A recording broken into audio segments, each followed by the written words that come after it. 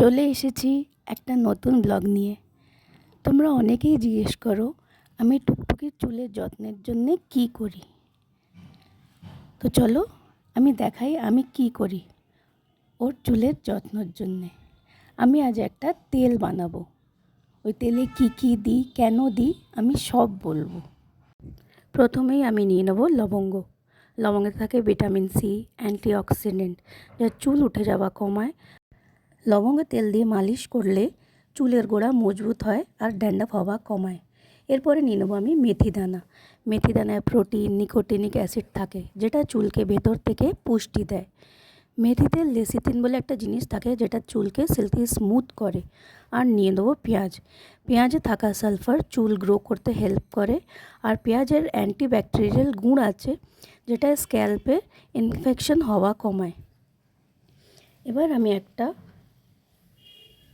বাটিতে পেঁয়াজটাকে ছেঁচে নেব বা গ্রেটার দিয়ে গ্রেট করে নেব।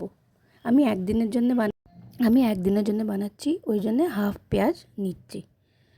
আমি একটা পুরনো তড়কা প্যান নিয়ে নিয়েছি, ওটায় নারকেল তেল দিয়ে আমি গরম করে নিচ্ছি।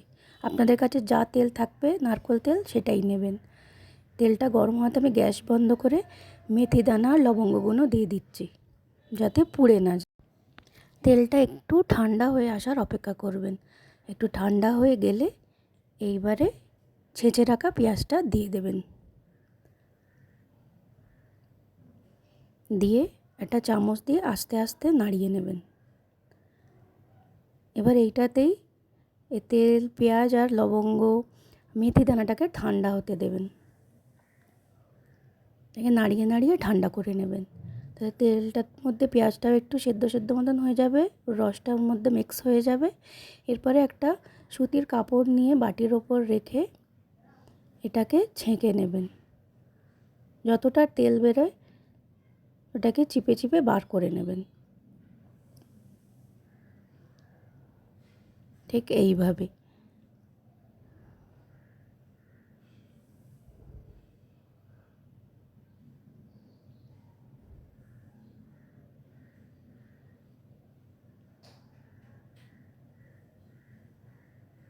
ব্যাস, আমাদের তেল রেডি।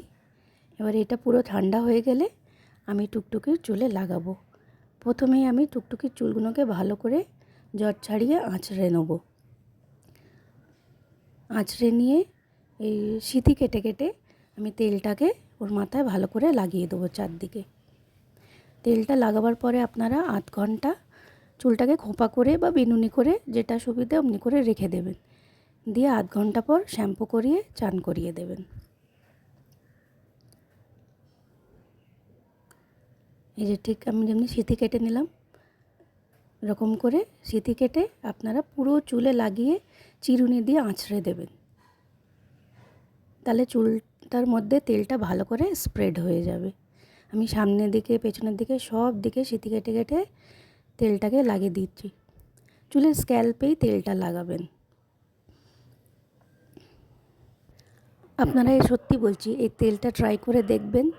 বাচ্চাদের এই যে চুলে ড্যান্ড্রাফের প্রবলেম হয়, এটা খুব খুব কমে যায়। ইভেন এই যে বর্ষাকালে চুল ওঠে, এই চুল ওঠাটাও কমে যাবে। আমি কিন্তু এই তেলটা লাগিয়ে খুব লাভ হয়েছে আমার। টুকটুকির চুলটা খুব সুন্দর হয়ে গেছে। আরও আপনারা দেখতেই পাচ্ছেন, বেশি কিছু ঝামেলা নেই। যা জিনিস থাকে সব বাড়িতেই থাকে, আমি যা যা ইউজ করেছি। ওই জন্য আপনাদের কোনো প্রবলেম হবে না এই তেলটা বানাতে। এই দেখুন আমি সামনেও লাগিয়ে দিচ্ছি। ঠিক এরকম করে পুরো চুলে লাগিয়ে দেবেন ভালো করে সিঁথি কেটে কেটে। ভিডিওটা ভালো লাগলে একটা লাইক করবেন আর আমার চ্যানেলটাকে সাবস্ক্রাইব করে নেবেন।